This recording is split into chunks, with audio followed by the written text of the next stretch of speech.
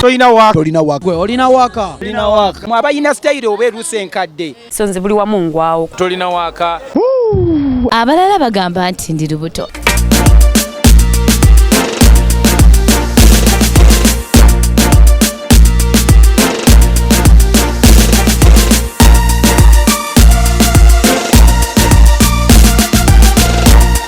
Peter Miles, we sing upliftment for the poor, got your child. Make them know we spread love all the while. So just listen to my profile. Alright, get a youth, it's a fiddy, get a youth. Get a youth, it's a fiddy, get a youth. We have to make them know them roots. Living in a life that we dream put back there as ghetto youth. Lexus Benz drop top we have to use. How we constant front page in the news to make the bad mind confused. So we have to work harder, make bad mind go harder. Make the mama for the brother, so me stand taller and constantly wiser to make the bad mind go away. Jah show up blessings for me, me put me troubles behind me, and me live another day. Now weapon come before me. Toyina waka tuze kulaba Peter Miles Kanyike Peter yomu ku basajja abula ne music abatambula nenga talabika bamunoonya nenga Bukere TV fe twasalawo fe tukugwako nachi nalo ogambo tya mulaza Stede muganda wange kye kiriwo soko babulire ekiriwo osoko babulira abamu anti bade babulira Peter Miles tebabitegeera bagamba soko babulira amanya ge nyini gali agaffe olanyemuko ne kubaga nengiri gye balanyamu kubaganda Peter Miles Kanyike asibuke bujuko Muduma muzukuru wa Gabunga w'Emmamba bikomyawo put back there as ghetto youth. Lexus Benz drop top we have to use. How we constant front page in the news to make the bad mind confused. So we have to work harder, make bad mind go harder. Make the mama for the brother, so me stand taller and constantly wiser to make the bad mind go away. Jah show up blessings for me, me put me trouble. Ekiche choko tuli kati tuli kutoyina waka twaga tulabe waka kigolina nenga tunagenda kuwaka golina soko tunyumizemu akagero kuba bebe kuli atunyumiza mu ngeri bashment crew ya jamu kati nayo tubulire muko byajja bitane muimo olumba lwa combination wagenda otye Kenya wakola otolimba one time wakola batya tunubire mu kiva bitya waba na Kenya bakwesibako bagamba oli weri nyonyo ha kazanyo kawanvu ako twetaga lunaku lulamba naye mu summary nava wano Kampala nga nonye ngome Nairobi. Nenyingira Nairobi nasoka kola lulimba lwe bayita nakutaka. Ndwali lwa Kiswahili lwe introducing ku East African market. Naye nga ate producer bali bamuyita Ogopa DJ. Imbire muka nakutaka kabaga jukira. Wengine wote wananifuata na mimi sasa sinaja nao wanasema wananitaka baby mimi nakutaka. First tune mu 12 yao. So nenyingira Nairobi naye waliwo omusajja bamuyitanga Ogopa DJ producer yali tabu nnyo East African producer kadi ne mugamba bunamala okurecording ne mugamba nayo manyi kubanga nayingira studio sirwanyo mu studio nkozesa ekinene nnyo eddakiika 3 mba maze okuvoicinga no okurecordinga basically so yali abookinze time nyingi mu studio so bwe twavoicinga nangambo chine essaawa ne mugamba tu freestyling mu wano mpola kati natekamu engoma yennyini yanakutaka gye yali akoze ne freestyling amwawo big things agwan when you walk pan in a place look I nice on your front of me ate yonga tabu nangambe yonga tabu lwaki tetu recording eyo ne mugamba madenji freestyling wano so lunako olwo twali tugenda recording anakutaka nagenda ne mention so mention ne mugamba oteeka one time ne tukiddamu gumu ebiri tune nebanga kwegamba twavaayo tukoze demo ya chorus kati Ogopa nanesibako nnyo nangamba komawo voicing oluyimba luno tulumaleyo olani ali mugundi mu byuma diani producer Ogopa DJ Lucas Bikedo Lucas Bikedo yali wa tabbo nnyo so nangamba tuddeyo ne tukomawo actually lunaku story mpanvu nnyo kuba twatuke Nairobi aba police ne batubba sente zonna ne transport akomawo Uganda ne tusirana era twasibira ku embassy ya Uganda e Nairobi so anyway netukubeeka ne tufuna obuyambi ne tulinnya ka basi ne tukomawo Uganda Ogopa nangamba komawo recording of voicing oluyimba olwo constantly wiser to make the bad mind go away. Jah show up blessings for me, me put me troubles behind me, and me live another day. Now weapon come before me, me put up resistance, I make them get out away. So we know when we went bad.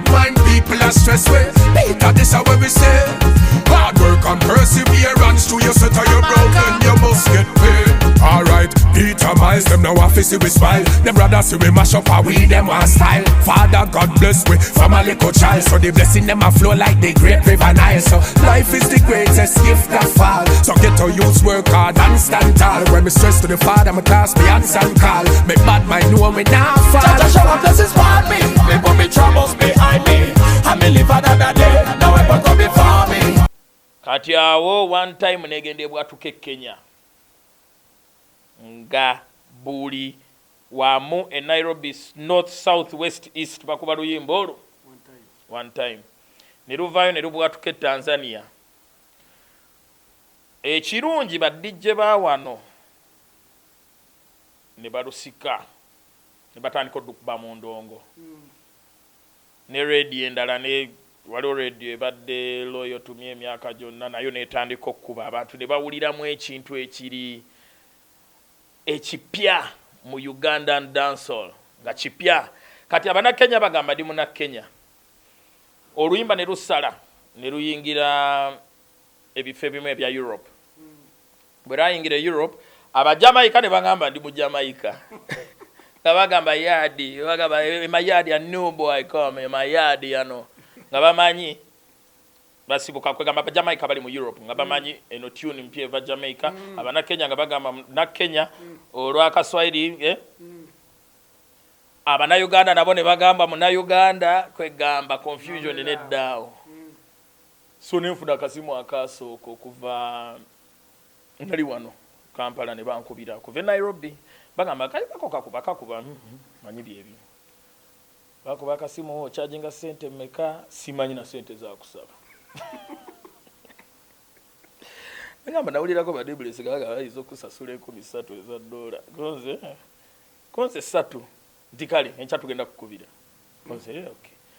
Nali na akaza akesimu omukazi omulala nakuba nkubye kuva Kenya Peter Miles gwewe no saboti 13 zokeza dola nenga kati nkoze ntya tikati baddamu okuba bagambo ina agent e Kenya.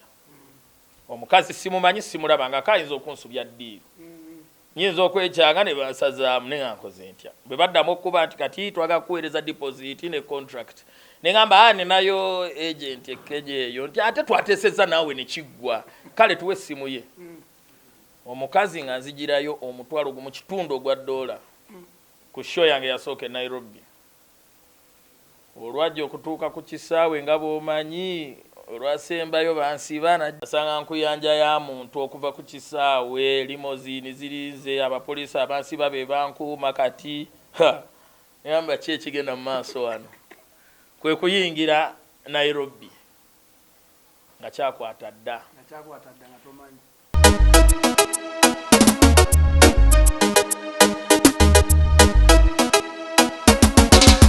Peter Miles On mission, with the East African Reggae Bashment crew. Peter Miles on with mission. the East African Reggae Bashment crew. If you love the combination, let me hear all of the girl them scream. Hey! If you love the combination, let me hear all of the road boys scream. Hey! If you love the combination, let me hear all of the girl them scream. Hey! If you love the combination, let me hear all of the road boys scream. Hey! See the girl them a need, enough time they come them a confront we. See the girl them a need, this Mr. Mention constantly. How we nice and free, combination it a hot like we. Dedication for you and me. Enough things are gone so we come right way. Him a step up me sing, relax me bring out me thing and them girl ask me win. Tunes for me youth, straight to me roots. Enough boy them ask how them lyrics and me use too good to be true. Gosh what a fun, what them all want to do. Respect the all of them tunes for me youth, straight to me roots. Enough boy them ask how them lyrics be shoot. If you love the combination, let me hear all of the girl them scream. If you love the combination, let me hear all of the road boys scream. Hey! If you love the combination, let me hear all of the girl them scream. If you love the combination, let me hear all of the road boys scream. Sometimes we save up this combination a killer. Big fire burn like a steamer. Girl like Susie. One time bwe yavaawo ebirala ne byeyongerayo South Africa Europe ne batandika oluyimba ne nfuna record label Germany yansigninga Out Here Records nekyeyongerayo paka mu shows ebulaya international shows ne kitandika okubwatuka awo endala ne zidiringanawo vibe negenda nga yeeyongera. Kati mwegatta mutya neko okuyimba combination ani yakola oluyimbo combination nze nalu producing nze nakola track ate tekyali nti twali twetegese nnyo dukola kubanga twalina project endala yali lavidavi gye twasooka okukola kati bwe nalaba nga Waire waali Nazizi waali bla bla ne mbagamba nkomawo enkya nzizeeyo Ntebe naye kanzireyo mu studio nkubeyo ekigoma nzire nakyo nenkomawo ewaka ne nteekako ebyuma ne nkikuba ku ssaawa ndowooza zaalinga 8 ogw'ekiro ne nkikuba ne nkibalansinga awo ku ssaawa 10 ez'okumakya nga nkimaze ekya combination naye nga simanyi nti kigoma kya tabbo nga bonaakola ekintu nga tokyekakasa bulungi naye neŋŋamba saawa okumakya ne ntandika nenfuna mention ne tulinnya nga tukomawo mu city ne tuyiya chorus eyo hook if you love the combination katugambe nti combination Peter Mazan mention ne East African Bashment Crew eyo combination okay abagala if you love the combination tugamba abakyala baddemu if you love the combination bakyali baddemu tugamba hook ewedde kati buli omu yayiye verse ye tukomawo ne tuvoicinga actually bwe twamala okuvoicinga nga bolabye wano bwenkola tune eno tetunaba bulungi gibastariga tukoze quick mix nagenda okulira ku machanga bankubira kubanga nalina okuddayo ne vocals Entebe enzi mixing bulungi bwe twamala okuvoicinga ndafuna simu nti ate waliwo ekiyimba wano mu stake out kya tabu koze luyimba ki mwarukubye ne Bashment Group lira Nazizi Waire nengamba oluyimba lwaliikinze nagenda okubalokobawo ngezeeko okusikayo original teekeyo ng'oluyimba lusaasanye nga luli wonna abantu bwe bagamba oluyimba lwa tabbu ensi yonna mduulidde Kenya lwambuse lugenzewo oluyimba lerufuuka etabbo Bebe yagiramuwa anti Bebe yalimu eri Bebe yalimu Bashment Crew okay kati Bashment Crew actually Bashment Crew kuba twabeeranga wamu nze Bebe mukwano gwange so twabeeranga nnyo fenna kati twalina affiliation n'abana Kenya kati nga buli bajja Waire Nazizi twemanyi tulinga ba Luganda so buli bajja obeera nabo n'obatambuza ne mubeera nabo around ne mudde eno ne mudde eri so basically ne Bebe yali nako watwalanga Waire wandege yagamba agala nnyo enkoko y'ewandege nabalambuza ekibuga kyonna so ne tugira tune ya combination ne bwatuka actually ne video nzijukira video by the time twalina deduct yaliwo ate nga tulina okukwata party ya Waire ngaddayo olunaku olwo nzijukira olunaku olwo nze nakwata camera nze na shooting a party ya Waire nga tuli waaba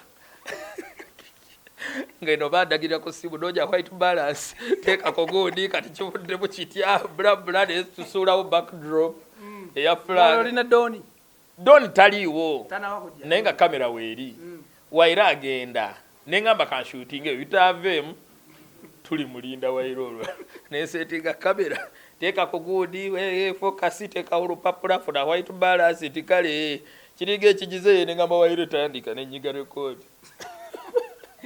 niyate byavaamu ne kivaamu ne tukigatta tabbu Them a confront we. See the girl never need. This Mr. Mention constantly. How we nice and free. Combination it a hot like we. Dedication for you and me. Enough things are gone so we come And right that's why way. they must step up the scene.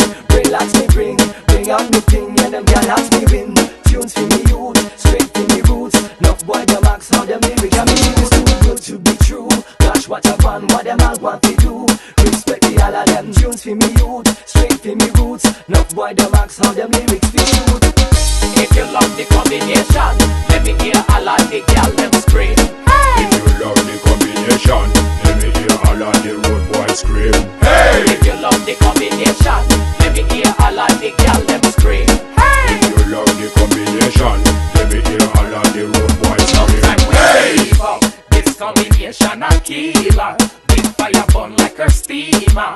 Girl like Susie and Keith. stiffer, just like stripper, give you fever. So we know larger and bigger.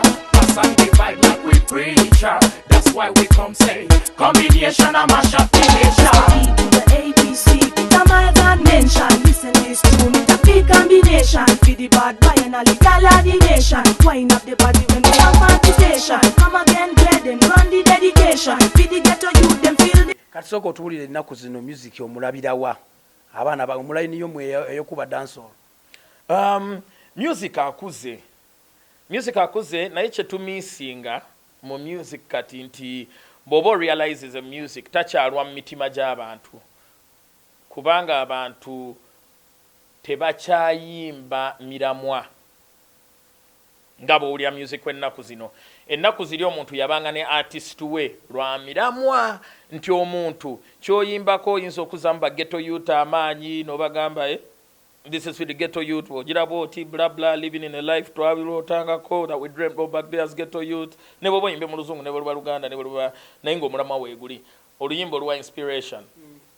Kati inspirational songs, lyrical songs eziri inspirational zavaawo kati abantu bagaya bugayi music ne bawandula ne bateekamu akalala akawooma ne bawandula kati kyonoonyeemu ku kye tuyita music with message kuba abo realizing edda omuntu yawulirizanga omuntu n'addamu oluyimba teruba lwakuwuliriza kuzina buzinyi naye oluyimba lulina okubaako ekyokuyigirako n'owuliriza n'ogamba njizeemu ki bwe tutyo bwe tupassing on music naye bw'ogamba omuntu kola kino dadada oyimba kigambo kimu you know and that's commercial music abeerawo naye tumisinga music oyo akwata ku mitima gy'abantu kubanga buli kimu kati kifuuse commercial oli tafaayo oba oluyimba lwe lukuba weeks 2 kasa lubanga lukubye kubanga abamu ziza bafana yagamba mbu yagoba abajamaika mu Uganda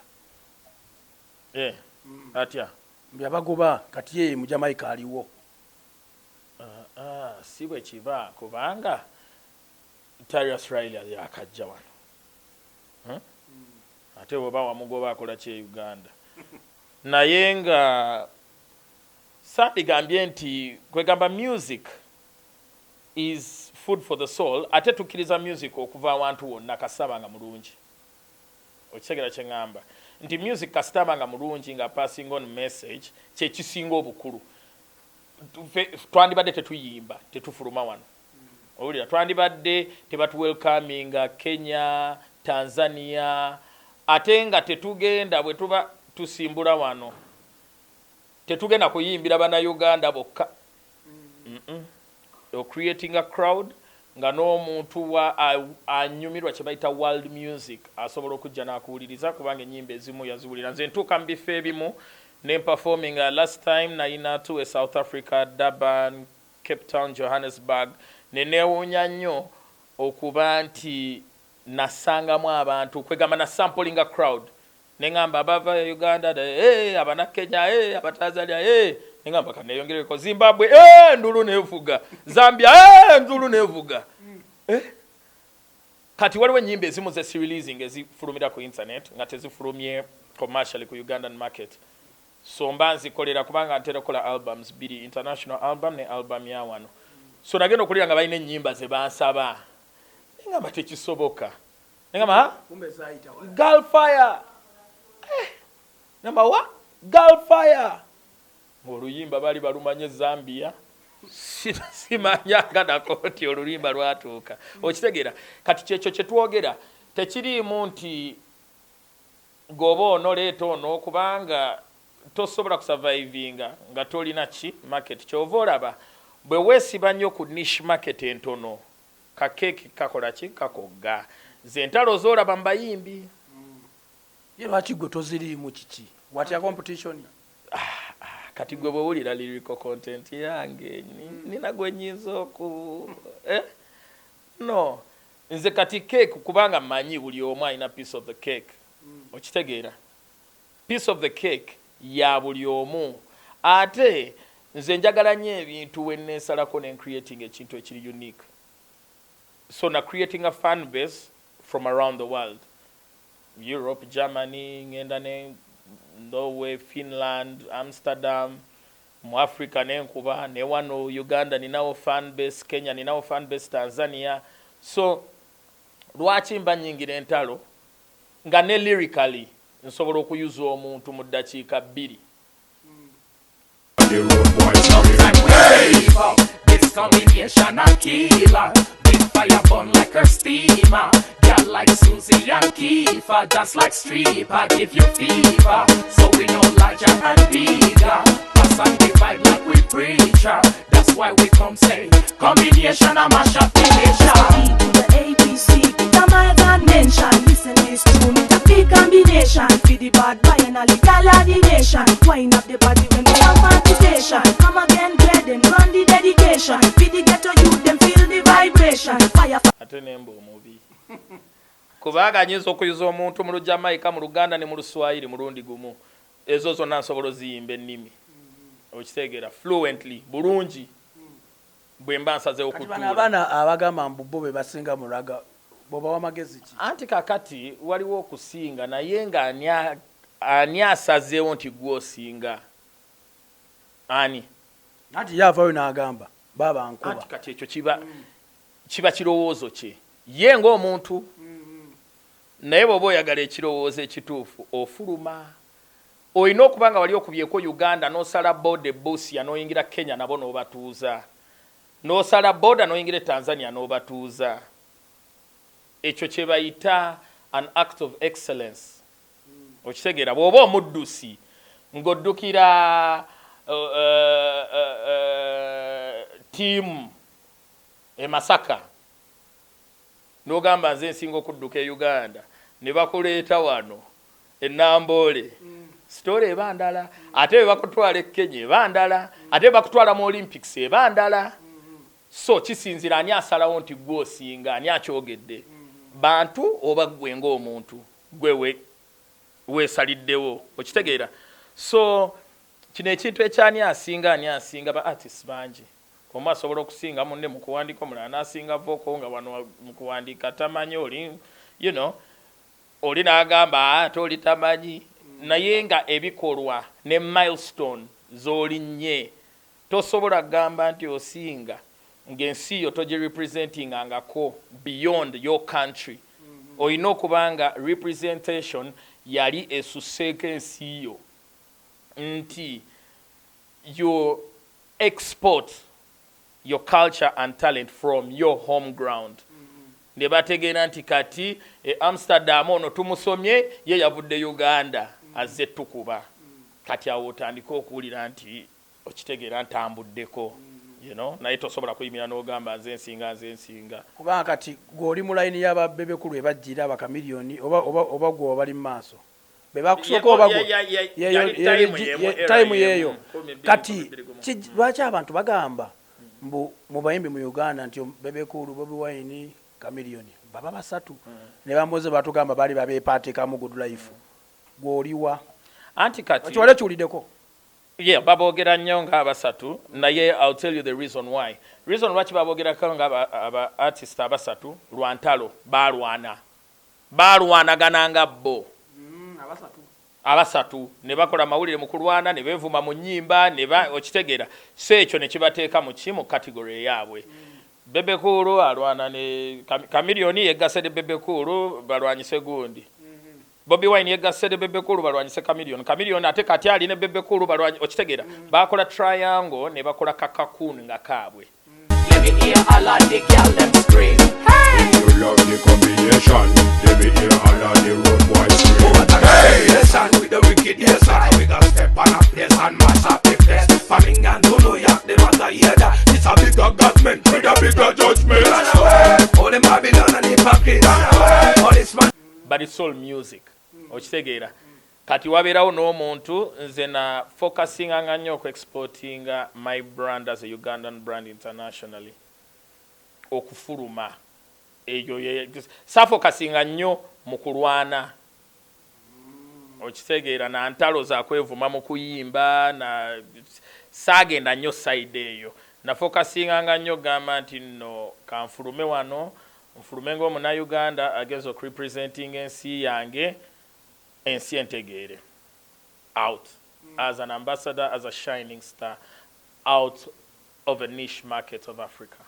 Bayagala benyigamu entalo zaabwe. Saayagala nnyo entalo nalaba nga tekijja kukola bulungi. Nebiro kyo bato byenyigiddemu obadde kikusanyusa omusajja waffe omubanda nga bamunyigamuko.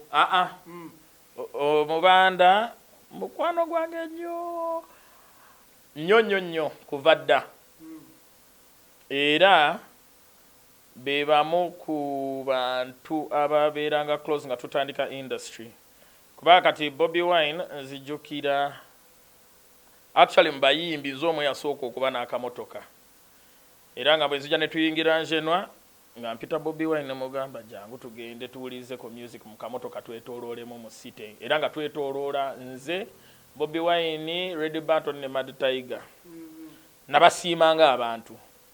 Era nga twenyiga mu kamotoka kange akatodo kali ka vitara ne tuwuliriza ragga gwe nali ennaku ezo nali ntambulako nga ngenda k'Ebungereza. Bonga si bayimbi.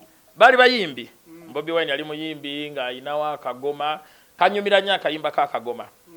Ne mu meeting ne tufuuka bamukwano nga kyali ali ize. Ntandika n'okukkirira nga yeekamooca naye n'atandika okukkirira entebe okunkyalirako. So twafuna omukwano guli quite oguli close. So siyinza kusanyukira muntu ng'ayita mu mbeera eyo ng'ate mumanyi bulungi ku mutima. Mumanyi kuva dda. Mumanyi kuva dda nga tetuyinawo ke tuyina. Okitegeera nga buli omu alina akantu katodotodo, nga tugaba naye yali musajja ng'ali humble. Okitegeera ye ng'omuntu ali very humble. Abantu balowooza muntu wa kiwago nnyo naye muntu mukkakkamu ddala. Okirabira ne ku baana be bw'oba balabye muntu mukkakkamu. Muntu talina nnyo okuggyako kati awo naye tomunyigira mu kitooke bwe busibu bwe. Era awo entalo bwe zaatandika ne Kamiliyoni n'amunyigamu ne ngambi omusajja wange omuwombeefu bw'ati bangambye akubye Kamiliyoni eŋŋumi. Okugira nti ne mbirekera awo ne ngamba ekyo kakireke buli omu n'obulamu bwe. Naye nga bambi kyannaku okuba nti ali mu bulumi oba abadde mu bulumi n'ebyabaddewo naye nkiwajja kuba bulungi kuba tumusabidde. Naawe sayidi togyenyigiramu ebyobufuzi. Sigitegeera. Si butajyenyigiramu naye sigitegeererako ddala. Toyinza kuŋŋamba kansala akola ki oba chairman akola ki. So sigitegeera nnyo kigenda wala. Ate njirabamu obukuubagano bungi. So ekyo nkireka sayidi eyo. Policeman, corrupt politician, man and them start anywhere. We got step on your head when we give you a pose.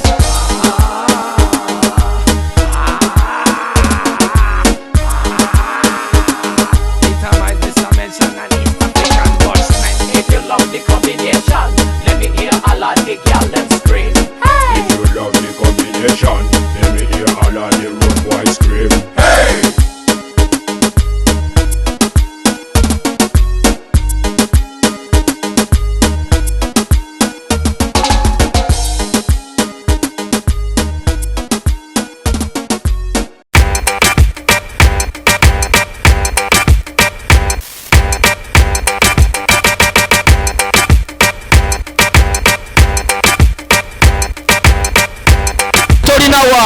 Olina waka mwabayina style obeeruse enkadde so nze buli wamu ngwawo tolina waka. Abalala bagamba nti ndi lubuto.